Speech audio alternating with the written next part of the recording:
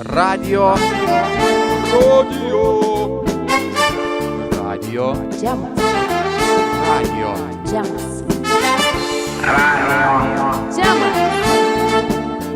Radio Gemas.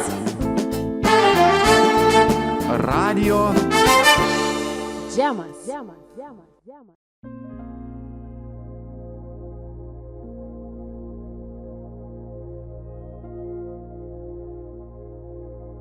Labas vakaras, mėly Kurorto radio klausytojai. Šiandien su jumis yra laida Radio Gemas. Šiandien laidoje aš kalbinsiu žmogų, kurį jau tikrai senai norėjau pakalbinti, bet kadangi jis toks kaip Briusas Lee, kaip vanduo, toks sunkiai pagaunamas, tai ilgai nepavyko to padaryti. Bet šiandien šį pričiupau iš karto po spektaklio premjeros, nežinau, net ar sakyti, čia galima vadinti premjerą, čia buvo eskizas, ar ne? Ir tas žmogus yra režisierius, kiek aš suprantu, pagal specialybę, bet net neabejoju, kad yra ir kai kas daugiau dar. Tai šiandien kalbuosi su Agnium Jankevičium ir labas, Agniu. Sveikas. Kas čia ką tik įvyko? Mes dabar esam Kablyje. Pamačiau spektaklį, ar ne? Gal gali papasakot šiek tiek plačiau, kas čia per spektaklis, ir man labai knieti sužinot, koksai yra šito spektaklio tikslas. Nu, ne visai spektaklis buvo eskizas spektaklio tik tai. Spektaklis bus paskui, jeigu Dievai duos, senieji Lietuvos. Šitagi tai buvo, reiškia, spektaklio eskizas, kuris vadinasi Samurajaus knyga. Tai yra istorija apie berniuką, kuris labai norėjo būt šito pasaulio dalim.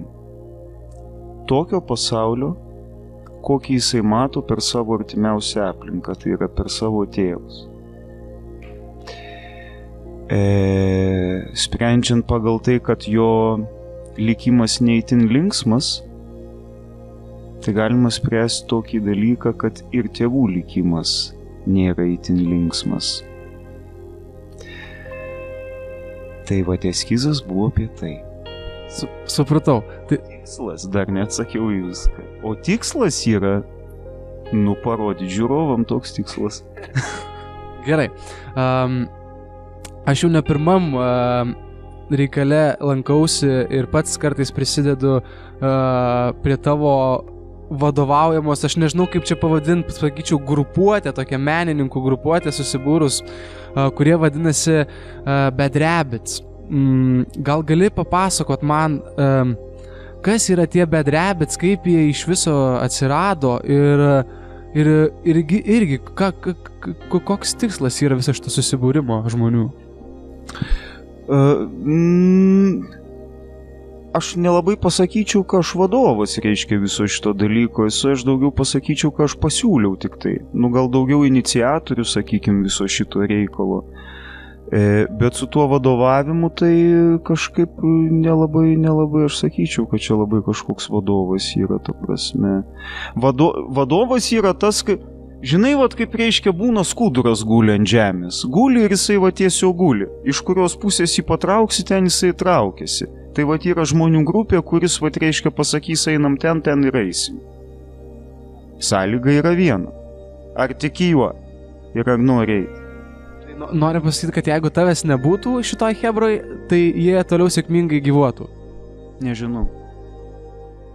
Gerai, tada tęsim toliau atsakymą į mano prieš tai užduotus klausimus. Palauk, kokie buvo klausimai? Kaip čia viskas gavosi, kad susibūrė tiek daug žmonių ir daro vieną bendrą dalyką? Nedažnai taip atsitinka šiais laikais, kad daug žmonių veikia kažką kartu. Jo. Susibūrėm, čia ilga istorija, reiškia, trumpai. Trumpai buvo taip, kad viskas prasidėjo 2012 metais ir atsirado galimybė važiuoti į Turkiją į gatvės teatro dirbtuves.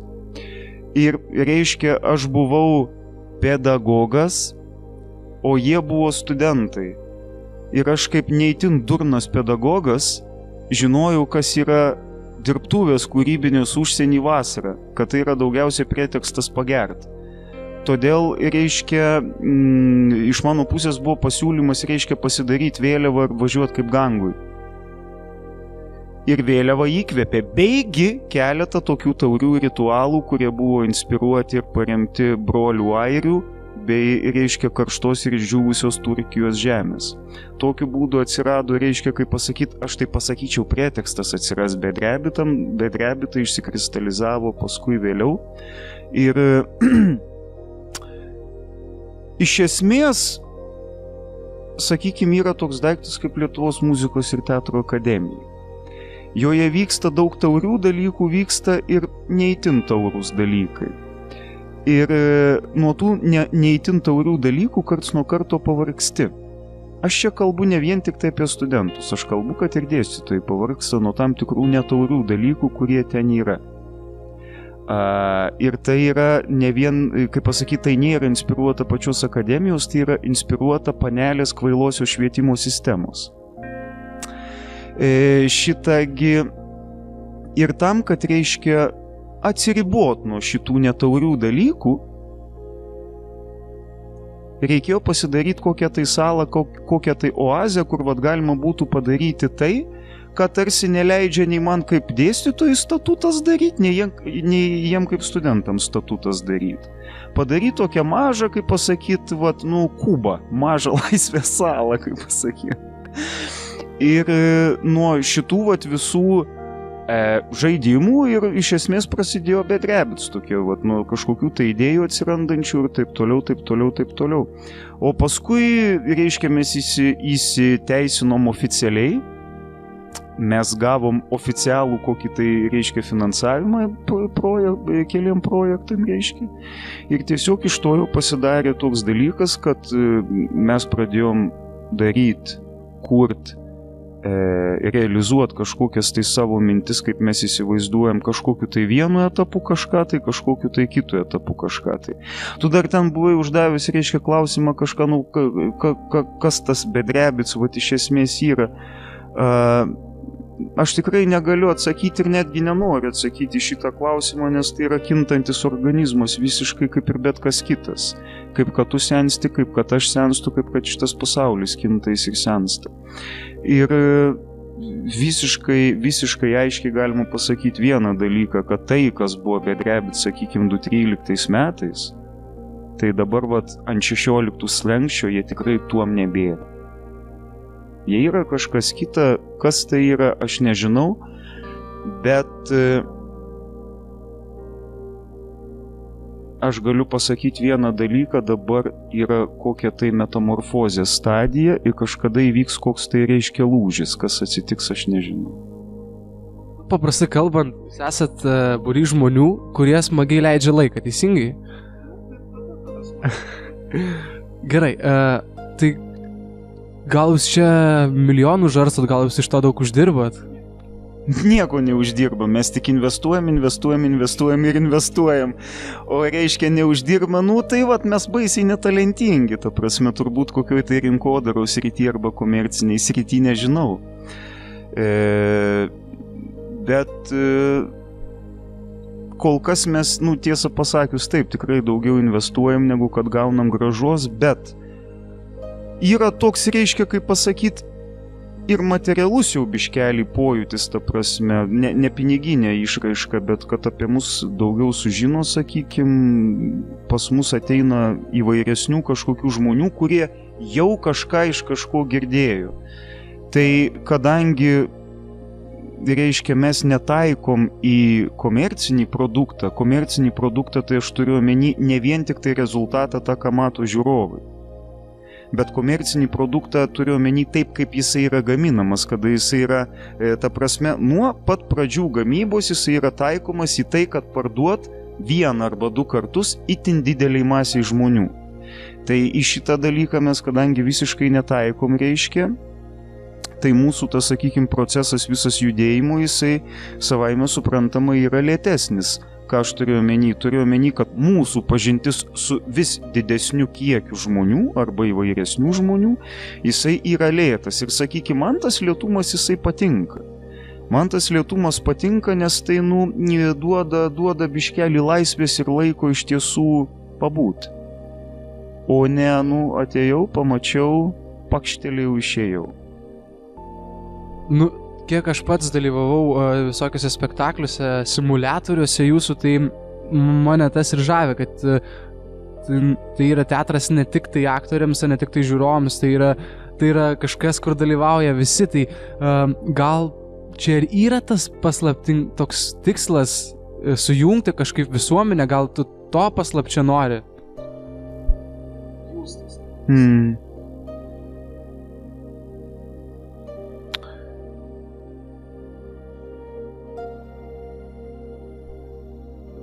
Turbūt, kad... kaip tau pasakyti, čia aš jau turiu pasakyti kitą dalyką vieną. Iš viso aš galiu pasakyti tokį dalyką, kas apskritai mane verčia būt čia, gyventi apskritai. Reiškia, čia nuo to turbūt reikėtų pradėti.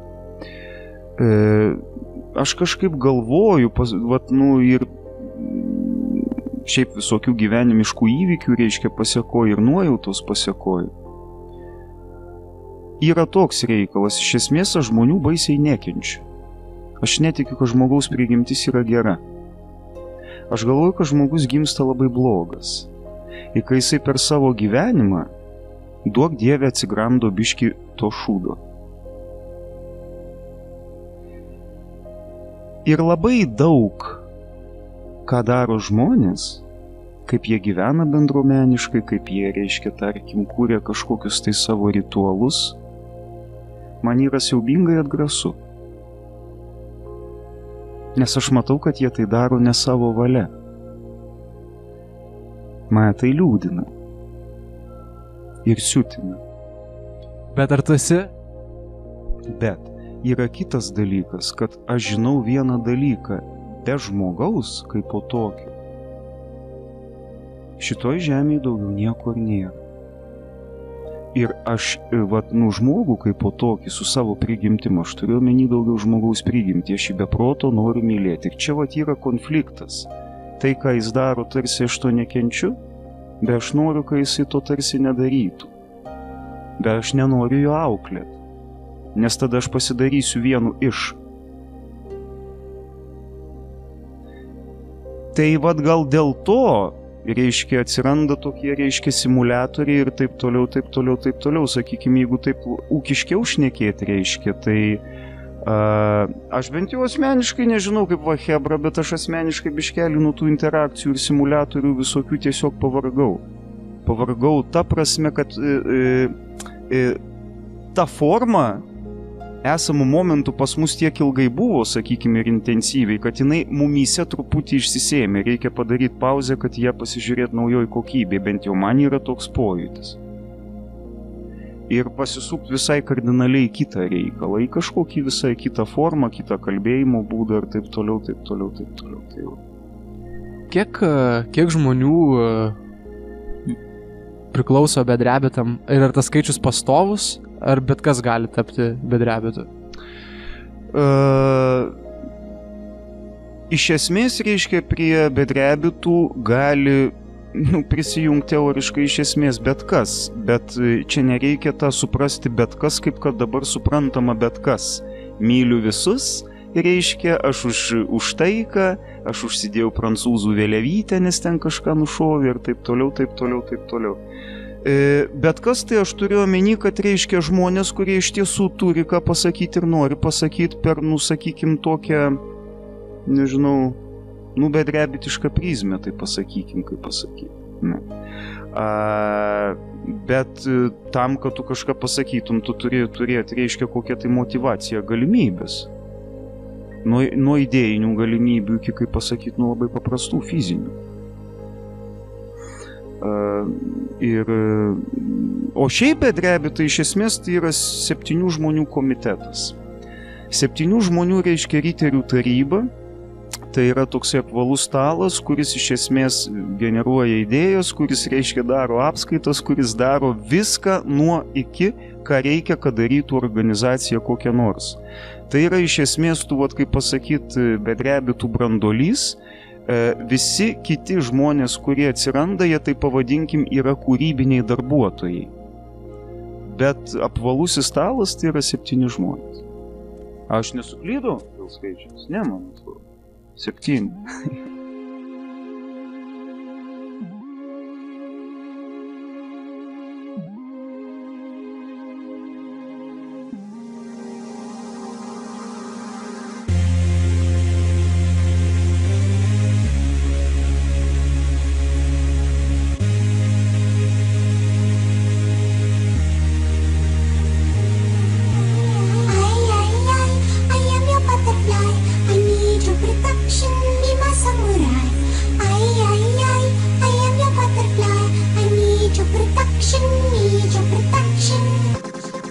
I'm a ninja.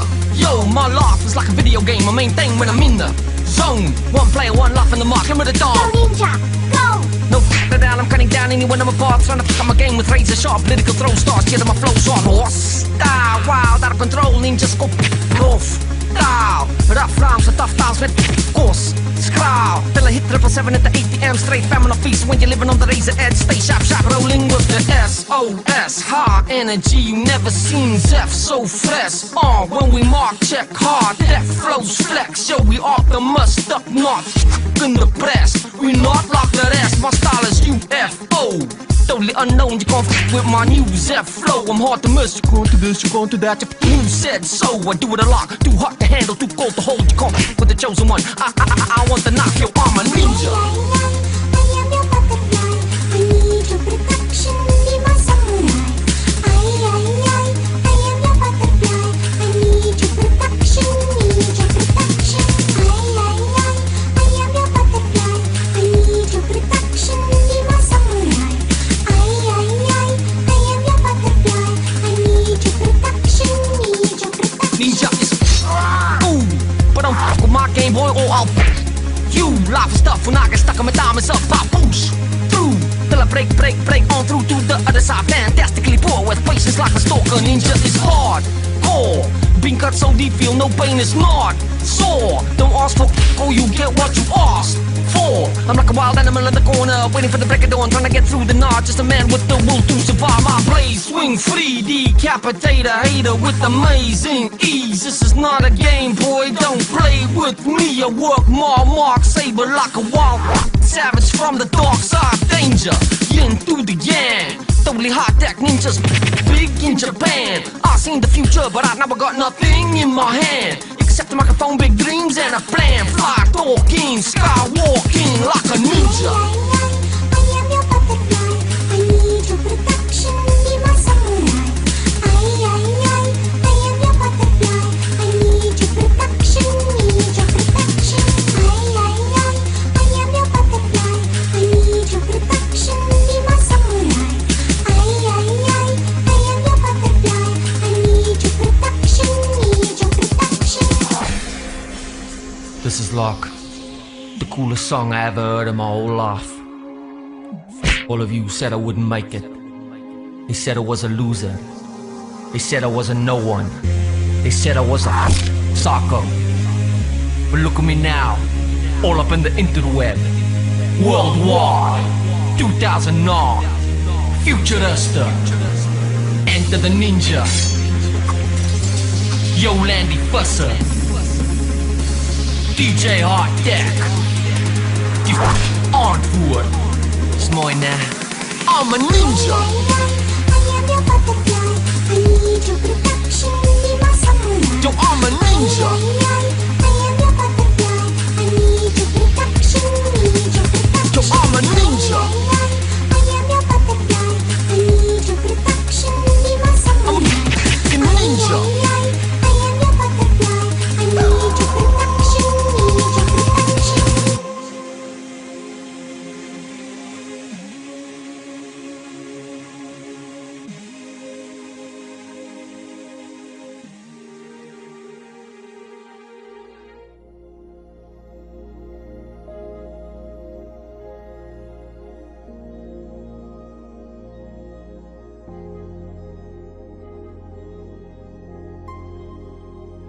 Man tokia kaip grupuotė, kaip kokia teatro nusikalstama grupuotė atrodo. Ar jūs užkniso normalus teatras? Aš nelabai žinau, kas ta, kaip čia tai įvardint normalų teatrą. A? Kas toksai? Jo, kas aplink teatrą. Nes iš esmės, kas aplink teatrą, tai, mane tai asmeniškai tai tikrai labai užknisė yra ta tokia vidinis, kaip pasakytas, teatrinis gyvenimas, vidinė virtuvės. Man asmeniškai tikrai yra labai neįdomus ir jis yra labai nuobodus, jis yra nespalvingas ir ten aš tame būt labai tikrai per daug nesinori man. Ta prasme, kas aplinkui ten kažkokie. Yra daug dalykų, kurie man nepatinka ten, sakykime, rusiška teatro etika, sakykime. Man atrodo, kad tai yra ligų liga. Tai yra baisiau nei AIDS ir ebola. Jinai tikrai kenkia ir luošina žmonių sąmonę. Mano galva yra taip. O kas tavo galva nekenkia ir neluošina žmonių sąmonės? Mirtis matyt, tikrai nekenkia ir neluošina žmonių sąmonės. Ne, reikia, supranti, sąmonė nėra toks savistovis dalykas, ją reikia visą laiką kačelint. Visą laiką treniruotis reikia, nes ta prasme tu atsikeli ir tave kiekvieną dieną gali ištikti netikėtumas, tu už nieką negali būti tikras iš tikrųjų. Už nieką negali būti tikras. Dėl ko? Dėl vieno labai paprasto dalyko, nes tu nesi dievas, tu nevaldai. Kažkiek tu sukontroliuot gali. Kažkiek savo dienotvarkę gali sukontroliuoti, savo planus gali sukontroliuoti kažkokius tai. Bet kiekvienoj dienotvarkė, kiekvienam plane yra, reiškia, kaip pasakyti, nenumatytas faktorius. Tai yra kiti žmonės su savo interesais, su savo norais, su savo lūkesčiais. Ir kada susiduria šitie, reiškia, mano ir kito interesai, neišvengiamai atsiranda kažkokia paklaida, kažkas kinta. Visada kažkas kinta. Taip, kad, reiškia, mano galva, reiškia apsibrėžti kažkokiais tai dalykais, kad aš tikiu tik tai tuom ir ne kituom. Aš, reiškia, einu tik tai paskui tą arba ir ne paskui kitą yra pakankamai kvaila, nes tai yra saviapgaulė. Aš galvoju, kad reikia turėti, reiškia, praskėstas rankas savo ir būt atviram, reiškia, daugybei dalykų, bet ne visus kviestis į savo namus. Aš labai norėjau paklausti klausimo, ar tu šiaip savyje esi labiau toks planuotojas, kuris viską iš anksto numato, kas bus, nuspėja, ar tu improvizuoji dažniau? Nei tas, kaip pasakyti, nes planuoti iš dalies reikia dėl to, ką prieš tai sakiau. Ta prasme, improvizuotojas didelis aš tikrai nesu, man atrodo, kaip čia pasakyti, mišrūnas toks. Metisas. Turiu čia tokį labai gal klišinį klausimą, bet man atrodo jis visai įdomus. Galėtum įvardinti 3 pagrindinės vertybės, kuriomis tu vadovaujasi gyvenime?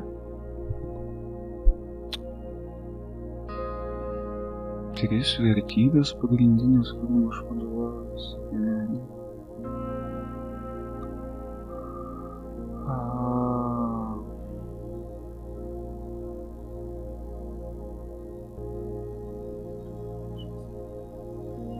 Ne, yra.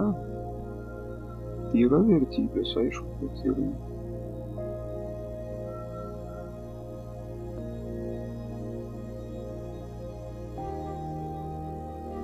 Bet labai iš karto susikonfūzijų, kai reiškia kokį tai apibrėžtą skaičių vertybės. Kokios pas mane vertybė? Aš dabar, žinai, toks kažkaip labai bevertis jaučiuosi kažkaip tai. Jo. Ne tai, kad šią minutę, bet gabalą laiko. Toks, biškį šūtkraujė.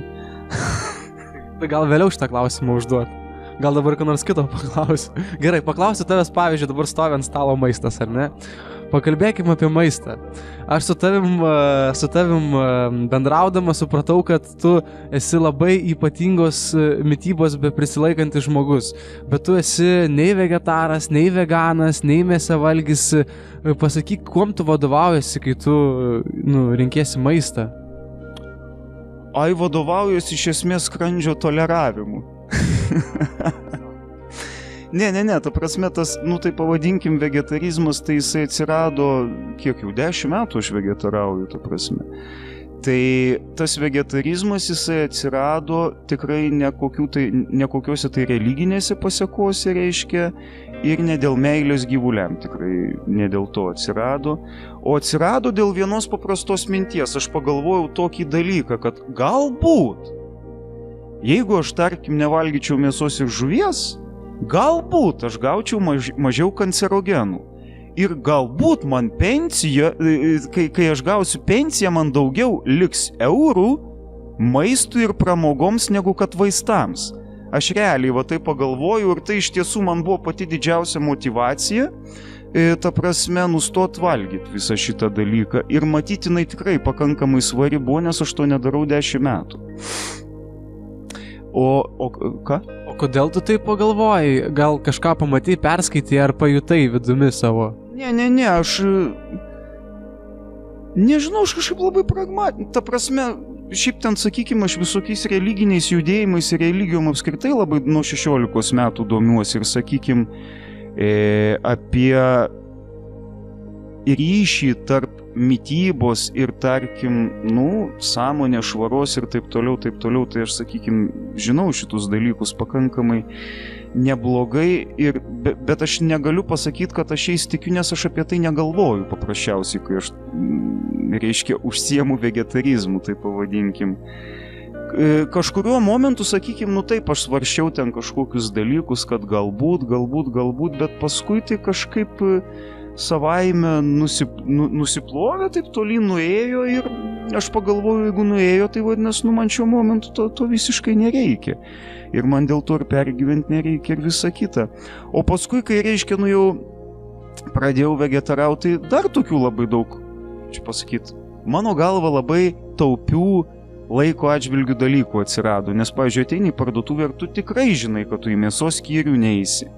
Pavyzdžiui, kas liečia alkoholį, aš negeriu alaus ir negeriu vyno. Aš taip pat žinau, kad aš sutaupysiu laiko, jeigu norėsiu alkoholio. Aš tikrai neįsiu į alaus skyrių, tikrai neįsiu į vyno skyrių. Eisiu tiesiai, kur šnapsas ir kur viskis.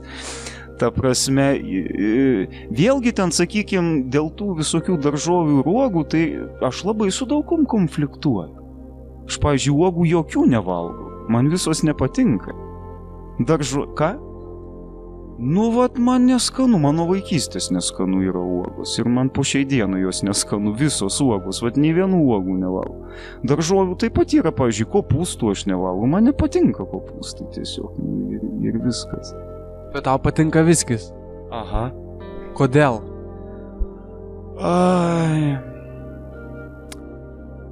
Pirmas dalykas, turbūt pats esmingiausias, tai yra tas, kad aš tikrai jaučiu didelį prielankumą ir didelį tokį pagarbos jausmą broliam airiam. Nes man airiškas labai patinka, labiausiai tiesą pasakius. Broliam airiam ypatingai reiškia airių išsivadavimo armijai. Jaučiu didelį prielankumą. Šiaurės Airija vivat, Belfastas bus laisvas vis tiek kada nors. Nuo ponios karalienės iš Britų. Antras dalykas, turbūt tai iš dalies susiję vėlgi su ta pačia senaja rusiška teatro etika. Ji kai kada tiek užbombino man protą ir aš taip matau, kad aš nebeturiu laikyčio, kaip tai reanimuotis, kad aš pasiemu brolių airių ašarų, įkalu truputėlį ir tos ašaros nuplauna visą tą rusiškos etikos mistiką. Ir taip skaidriai matau airiškai ir tolumoj girdžiu dūdmaišį. Gerai, Agniau. Dabar aš manau, kad yra puikus metas su tavim truputį pašnekėti apie muziką, nes aš žinau, kad tu muzikos neįtin klausai, sakai, kad neturi ten labai daug mylimų kažkokių atlikėjų, bet aš žinau, kad tu vis tiek kažką turbūt mėgsti. Tai dabar mes kartu su radijo klausytojais pasiklausysim kažką, ką tu mum parekomenduosi. Gal gali pasakyti, kas tai galėtų būti? Nikas Keivas vienareikšmiškai. Gerai, kas pirma, intuityviai, kas pirma šauna į galvą, tai God is in the house. Nikas Keivas, God is in the house. O prieš paklausant dar, gali pasakyti, kodėl Nikas Keivas? Nu, čia toks klausimas. Nu, kodėl, reiškia, su vienai žmonėm norisi išnekėti ir būti ir susitikti vėl ir vėl su kitais visai nesinori. Nu, kas sueina kažkokie fluidai. Nikas Keivas, aš galiu ūkiškiau atsakyti. Nikas Keivas man patinka vienu labai žavi mane vienu aspektu. Jo muzika yra, nu tai pavadinkim, gan skurdi. Porą akordų, 3 akordai, o paskui aranžuotis, variacijos, tokia kaip pasakyti efektūra, tai pavadinkim gyvą. Bet, reiškia, yra 3 tokie segmentai, reiškia, tame, ką jisai daro. Yra gan paprasta melodija, yra labai tirštas tekstas ir geras tekstas. Jis tikrai visas toks, kaip pasakyti, konkuliuojantis, įvaizdžiai konkuliuojantis, ta prasme, kontrapunktiniai, visiškai kaktomuša einantis. Ir yra beprotiška, tamsi, tokia kaip iš pelkės kylanti Fenikso, tokia kaip pasakyti atlikimo aistra. Tas mane labai žavi. Tai to mes dabar ir pasiklausysim.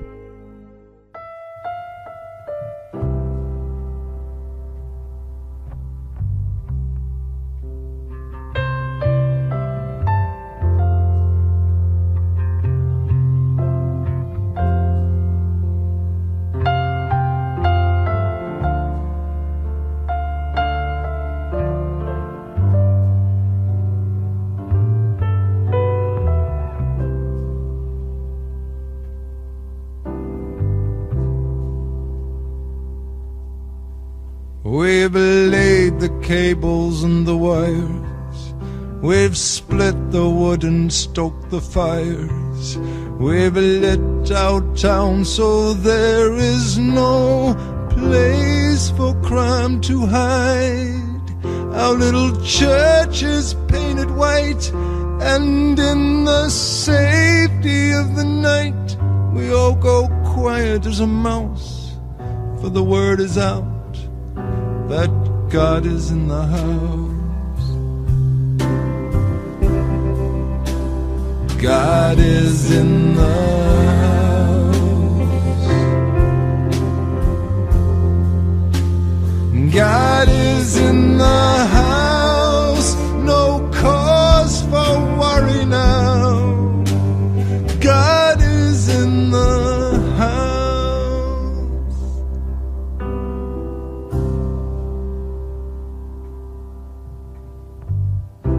Moral sneaks in the White House, computer geeks in the schoolhouse, drug freaks in the crack house. We don't have that stuff here.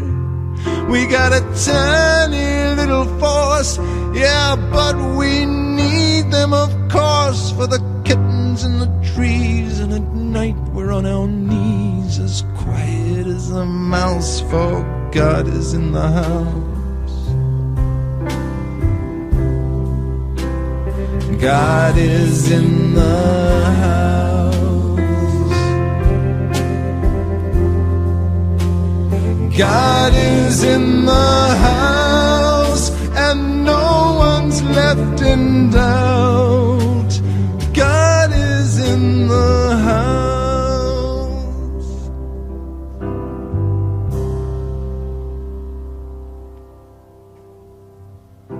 Homos roaming the streets in packs, queer bashers with tire jacks, lesbian counterattacks. That stuff is for the big cities. Our town is very pretty. We have a pretty little square. We have a woman for a mayor. Our policy is firm but fair. Now that God is in the house, God is in the house.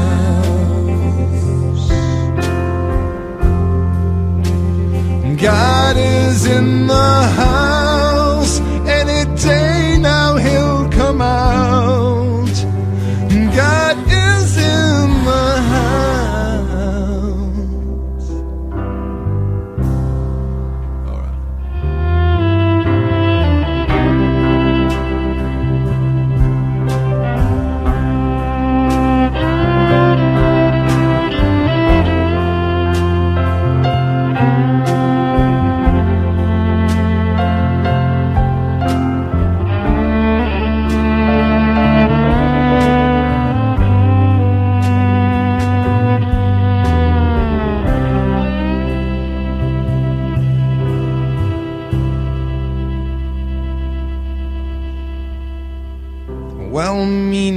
hypnotherapists, goose-stepping, 12-stepping teetotalitarianists, the tipsy, the reeling, and the drop-down pest. We got no time for that stuff here. Zero crime and no fear, and we've bred all our kittens white so that you can see them in the night. And at night we're on our knees, as quiet as a mouse, since the word got out. From the north down to the south, for no one's left in doubt. There's no fear about if we all hold hands and very quietly shout, Hallelujah!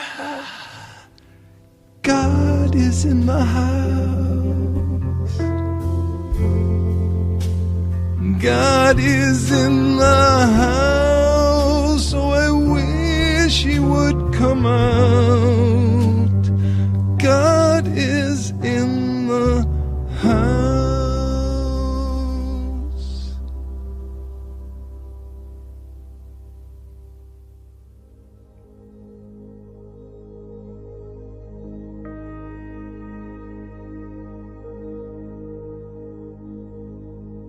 Grįžtam į laidą Radio Džemas. Kol klausėmės Niko Keivo, pradėjom kalbėti apie Grebenščikovą, tai gal po to ir jo paklausysim, bet kol kas aš noriu priminti, kad kalbame su, nežinau dabar, norėčiau pavadinti tave režisierium, galiu tai pavadinti? Gali. Režisierium Agniumi Kevinčium, kalbamės apie gyvenimą, apie jo tikslus ir aš galvoju, kad Agnius po kelių gurkšnių viskio galbūt prisiminė savo vertybės, kuriomis gyvenime vadovaujasi. Ar atėjo kažkokios mintys? Tai apie kitą šnekėjom, bet mes galim pabandyti, kaip pasakyti. Aš tikrai, aš noriu, kad su manim kiti sąžiningi būtų ir aš noriu būti sąžiningas su kitais. Sąžiningumas. Atvirumas taip pat yra vertybė didelė. Mano galva tai viena didžiausių vertybių atvirumas. Nesukta aplinkeliais kažkokiais tai, bet, ta prasme, turi ką pasakyti, sakyk, turi problemą, pasakyk ją. Nepatinka kažkas, pasakyk. Bet nebukai, motyvuok, kodėl, kad suprastų kitas, o ne kad pasidarytų, reiškia kažkokia tai, barnis. Idiotiškas, reiškia kalvarijų turgaus bobų. Ir trečias dalykas. Aš siaubingai nepakenčiu kvailumą. Ne taip skamba, ta prasme. Nekvailumas, tas geriau turbūt. Nekvailumas, kaip pasakytas. Kvailumas, tai aš turiu omeny ne tai, kad tu neišsilavinęs. Bet, kaip tau pasakyti, tamponas toks.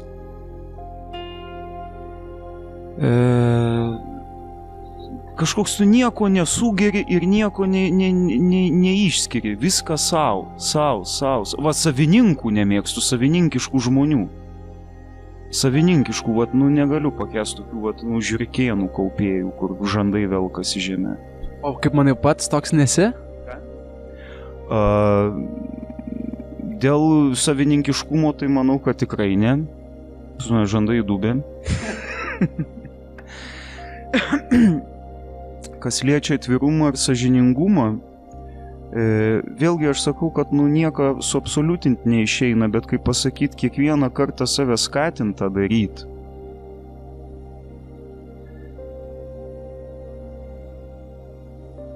Skatinti tą daryti, bet vėlgi ne tam, kad pats pasitenkintum, kad tai mano pergalė. Man atrodo, kad irgi tokie dalykai, kad aš kažką padariau, tai mano pergalė. Man atrodo, kad tai beverčiai dalykai iš tiesų yra.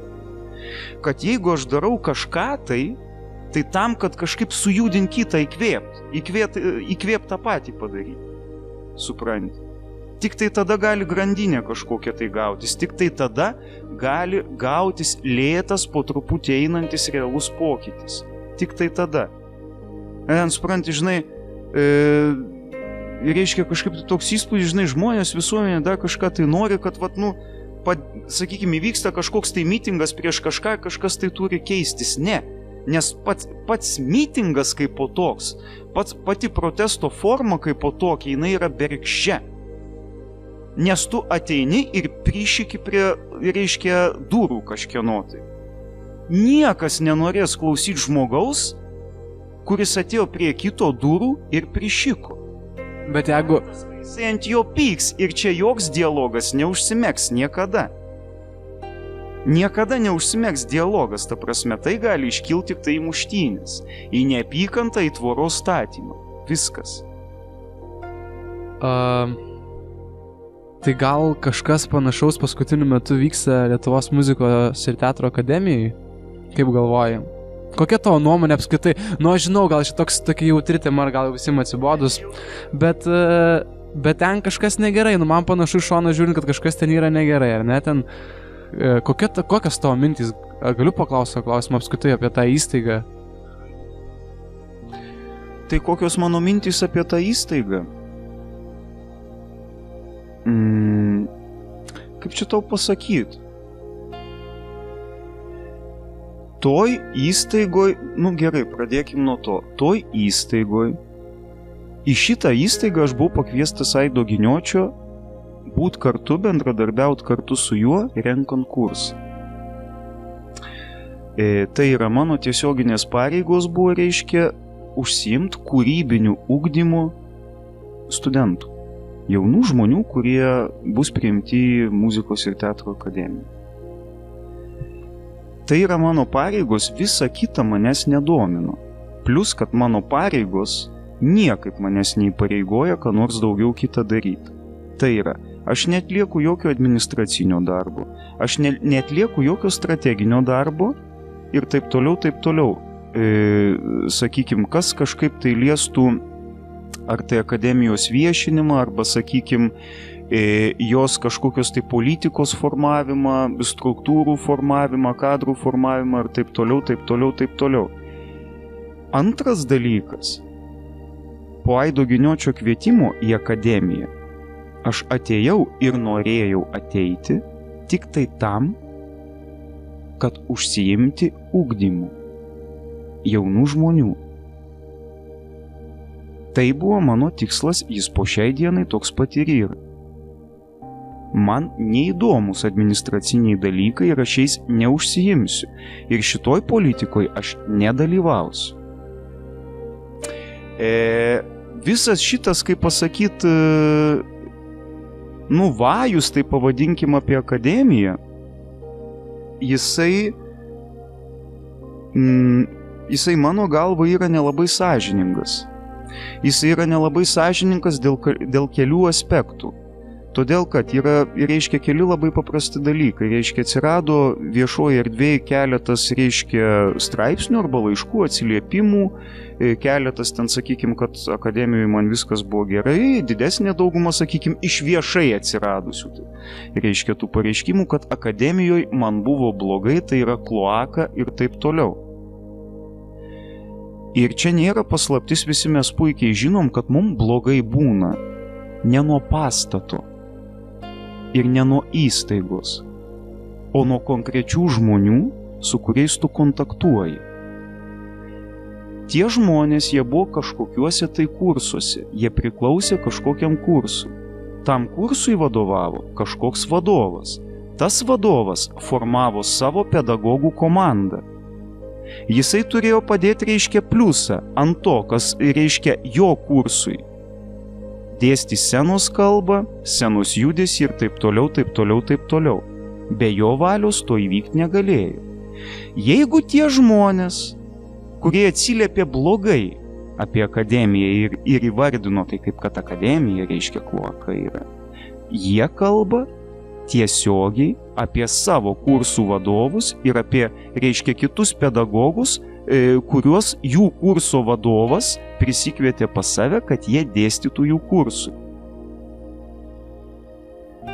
Tie žmonės, logiškai galvojant, tie žmonės, tie kursų vadovai yra atsakingi už tai, kad tie žmonės, tie studentai dabar kalba taip.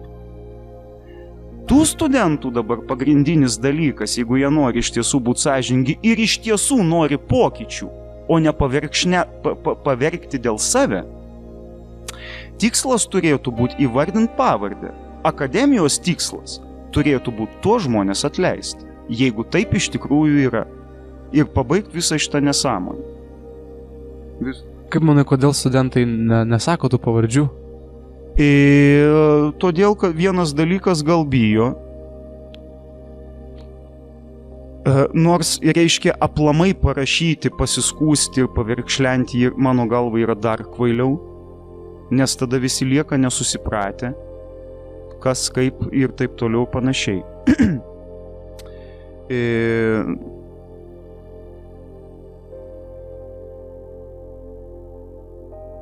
Antras dalykas, aš, nežinau, kodėl jie to neįvardina. Nes tai turi būti konkretų žmonės, vat paprastai tu pagalvok, jeigu tau dėl kažko tai yra, vat supranti, reiškia, buitiniam gyvenimiškam lygmenį blogai, tai vadinasi, tai daro kažkokie kiti žmonės, konkretų žmonės. Kažkas konkretus tau kažką tai daro, kad, reiškia, tavo kasdienė gyvenimo kokybė, tavo gera nuotaika, tavo kūrybiškumas krinta žemyn. Kažkoks konkretus žmogus. Viskas. Ne pastatas daro, ne sistema daro, ne sistema valdo konkretų žmonės. Ir dabar aš vadžinau, kad buvo, reiškia, šitasgi susitikimas, kur dalyvavo švietimo ministrė. Buvo susitikimas, kur dalyvavo švietimo ministrė. Ir tai, kad švietimo ministrė parodė save kaip visiškas analfabetas, tai yra problema. Ją reikia atleisti.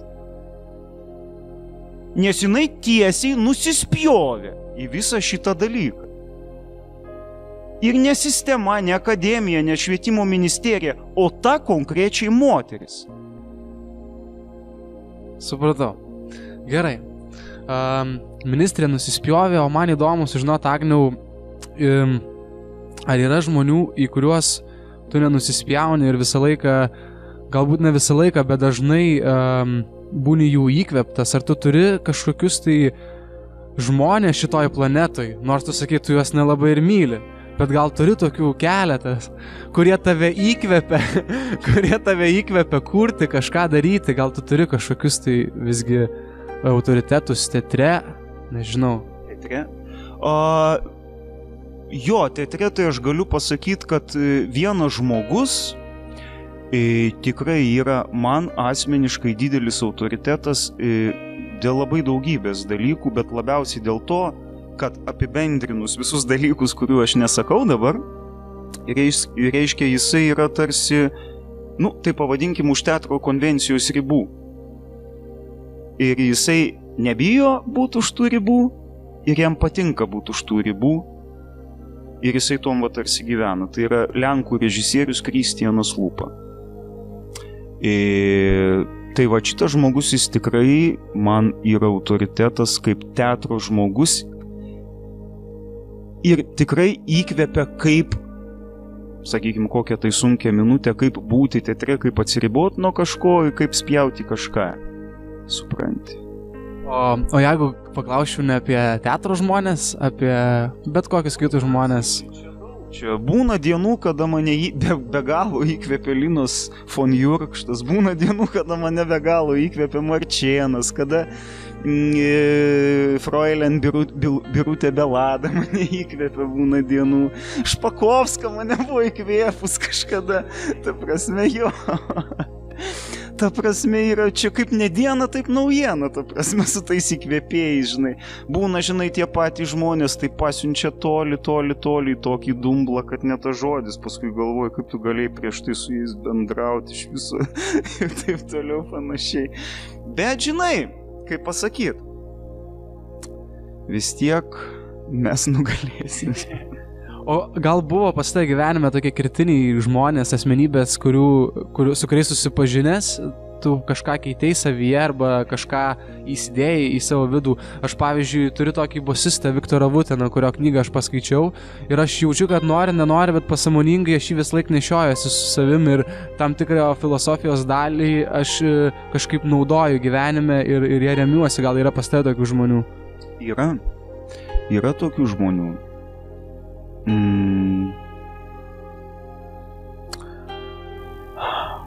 Na, aišku, pirmas žmogus tai turbūt mama. Savo metu jinai padarė kažką. Žinai, kažkokiais laikotarpiais būna, kurie, trinkteli tau į širdį ir į protą. Tai buvo mama. Buvo senelis vienas. Buvo, aišku, Vaitkus. Jonas Vaitkus, mano mokytojas, kuris tikrai labai kardinaliai paveikė, sakykime, pasuko mano gyvenimą. Tas pats Kristianas Lūpa, sakykime, nes aš su juo tiesiogiai buvau susitikęs, buvau jo dirbtuvėse kūrybinės. Yra žmonių, su kuriais aš tiesiogiai nesusitikau, bet kažkaip tai jie mane labai paveikė. Tai, sakykime, yra Buda, jeigu žmogum, aišku, kad žmogum galima vadinti Buda. Apskritai galvoju, kad šitam gyvenime žmonėm tokie, kokie jie yra, tai reiškia, jeigu kalbėt apie etiką arba religiją, jeigu apie budizmą kaip apie religiją galima šnekėti, aš esu įsitikinęs, kad budizmas yra vienintelė, reiškia tokia, kaip pasakyti, etinis kodeksas, kuris tikrai realiai čia šitoj žemėje žmogui tikrai gali padėti gyventi ir padėti. Nes jis nekalba apie pasakas anapus. O reiškia apie anapusinį gyvenimą aš galvoju labai paprastai, jeigu čia kažkaip pakankamai dorai gyvensi, tai man apie tai, kas bus po to, nereikia galvoti. Jeigu aš čia pakankamai, kaip pasakyti, pakankamai kartų paglostysiu Lino galvą, Belados ir Jurgio, tai tikrai ten atsižvelgs, jeigu ten kas nors yra. Gerai, Agniau. Aš uždaviau... Steve'as Jobsas. Steve'as Jobsas? Nikas Keivas. Nu gerai. Aš dabar tokį noriu biškį į kitą pusę pakreipti viską, nes aš prisiminiau tavęs beklausydamas net prieš tai, dar prieš kokį taip 20 minučių, kai aš uždaviau klausimą Gabrieliui, pažįstu turbūt tokį žmogus irgi iš Bedrebitų, aš jo paklausiau, sakau, Gabrieliau, jeigu tu būtum Lietuvos prezidentas, koks būtų pirmas darbas, kurį tu padarytum? Tai aš tavęs noriu, žinok, to paties paklausti, nes man atrodo, kad jau tu tai politikui gaudaisi. Gabrielius sakė, kad jis nesupranta, ką prezidentas apskritai daro. O koks tavo atsakymas būtų? Šitoj vietoje aš turiu pasakyti, kad aš tikrai niekada nebūsiu prezidentu ir niekada, nes aš nenoriu būti ir aš nemanau, kad tai mano darbas yra būti prezidentu. Ne, aš negaliu primesti, jeigu aš, kaip pasakyta, žinau, kad aš tuom nebūsiu. Ne, šiaip tai... Neatsistatydinčiau, ne. Ne, aš tikrai negaliu atsakyti šitą klausimą, nes aš tikrai nebūsiu prezidentu. Kaip ir dėl šito dalyko, aš, kaip pasakyti, ne tai, kad nemėgstu, bet man labai, neturi prasmės tie tokie klausimai, kas būtų jeigu, žinai. Nes aš galvoju tokį labai paprastą dalyką, ta prasme, kad žmogui kažkaip, sakykime, indusai, hinduistai reiškia, yra suskirstę savo gyvenimą į, jeigu jie, tarkim, žmogus gyvena iki 100 metų, jie yra suskirstę į 25 mečius. Ir ten pagal tą sistemą, reiškia, per pirmą 25 metį tu turi sukaupti žinias, bet čia apie vyrą kalba eina. Sukaupti žinias, per sekantį 25 metį tu turi sukurti šeimą, pagimdyti, reiškia, susilaukti vaikų ir užauginti tuos vaikus. Per trečią 25 metį tu turi ieškoti Dievo, tu turi palikti šeimą, nes vaikai užauginti, moteris aprūpinta ir tu turi išeiti į kalnus, miškus ar dar kur nors ieškoti Dievo. Ir paskutinis 25 metis, jeigu tu iki jo dagyveni, turėtų būti toks, kad tu 25 metus kaifuoji nuo to, kad tu radai Dievą. Tai čia, reiškia, tokia yra filosofija ir šitagi jinai ką man, sakykim, sako, kad žmogaus pagrindinis, kaip pasakyti, tikslas yra surasti savo funkciją šitam pasauliu, šitam gyvenimui. kokią tu funkciją atlieki. Funkcija tai aš turiu omeny, kad, ne mašinėrinį kažkokį dalyką, bet ta prasme tiek, dvasinį, tiek fizinį. Apie savo funkciją, ar jinai iš tiesų yra naudinga kitiem, galima vėlgi pamatyti tik tai per kitus. Bet tam, kad tą pamatytum, tu turi kažkokią tai veiklą užsiimti pakankamai ilgą laiko tarpą, 3, 4, 5, 6 metus. Tam, kad iš tiesų pajustum, kad reiškia tai, ką tu darai, tai yra tavo funkcija. Nes žmonės labai dažnai blaškus, jie ateina 3 mėnesius, padirba vieną, sako, ne tai, ką aš įsivaizdau, metą, kitą įmą, ne tai, supranti, žinai. Kažko man reikia, kažko kito. Ir man tada iš karto labai keista pasidaro, nes, sakykim, auga beržas ir jisai nefrustruoja, kad jis neeglė. Sakykim, yra šuo ir jisai nesikankina, kad jis ne katė. Jis turi savo funkciją. Šuo atlieka šuns prigimtį, katė atlieka katės prigimtį. Mums reikia taip pat savo funkciją susirasti. Ir sakykim, apie tai aš pagalvojau pernai, viena iš režisūros, studenčių dabartinių, manęs paklausė, sako, kodėl jūs dėstytojų režisuojate? Ir aš susimąsčiau. Ir aš pagalvojau labai paprastą dalyką, aš tą darau 15 metai. Į mano spektaklius daugiau ar mažiau ateina žmonės. Kai kurie žmonės iš ten išsineša kažką. Aš tą žinau iš feedbacko konkretaus. Visuose teatruose dalis yra kažkokia tai dalis artistų, kurie laukia ir aš laukiu. Tiek jie, tiek aš laukiam susitikimo vienas su kitu. Tai jeigu aplinkui tiek iš žiūrovų pusės, tiek iš bendradarbių, tai pavadinkim, pusės yra žmonių, kurie laukia susitikimo su manim, o aš laukiu susitikimo su jais, tas po 15 metų man leidžia daryti išvadą, kad vis dėlto aš atlieku savo funkciją. Mano funkcija šitoj žemėje, tiek vertikaliai dvasiškai, tiek reiškia horizontaliai ūkiškai, yra užsiimti režisūrą, netekint, ne taksistų dirbti, ne dar kažką tai, o režisuoti. Nes tai žmonėm duoda naudą, ir dvasinę, ir fizinę naudą.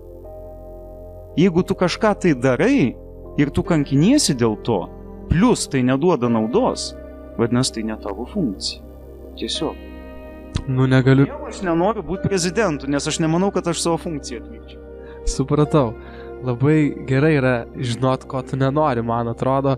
Ieškoti reikia, čia iš galvos nesužinosi. Reikia klausyti širdies nuojautos, klausyti, kur tave traukia iš tikrųjų.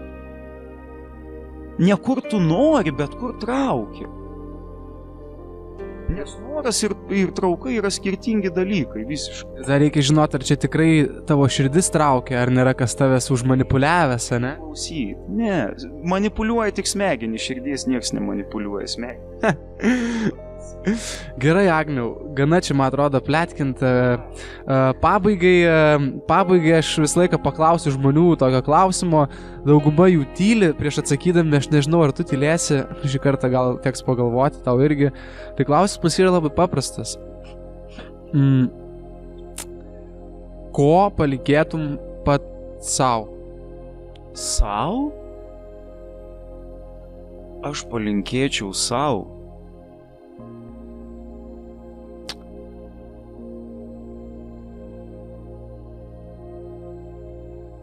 žmonių, sutikti žmonių, kurie savo buvimu ir savo veikla neleistų man netekti tikėjimo. Būt su jais ir svarbiausia eit su jais tolyn. Man atrodo, kad tai yra svarbiausia. Gerai, ačiū tau labai, Agniau, smagiai pasišnekėjom. Čia buvo laida Radio Džemas, kalbėjome su Agniu Minkevičium, režisierium, sakyčiau dar po šio pokalbio filosofu. Aš ne Kavenskas, tai yra kaimietis, šiaip, toks žagrė visiškai.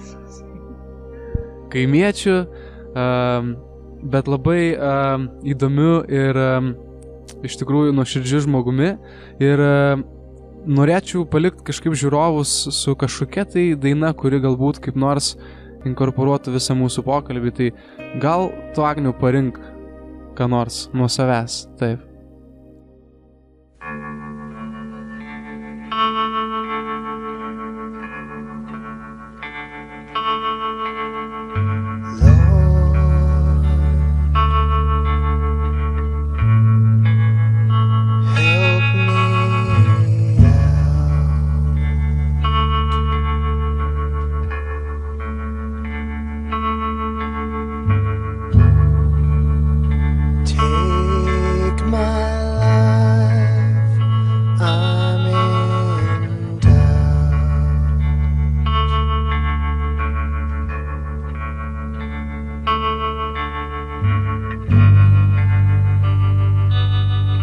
Just where my soul will lie,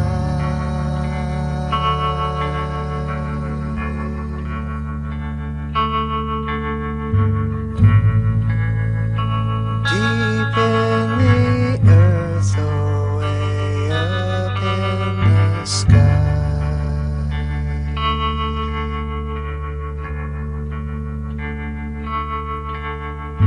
Lord,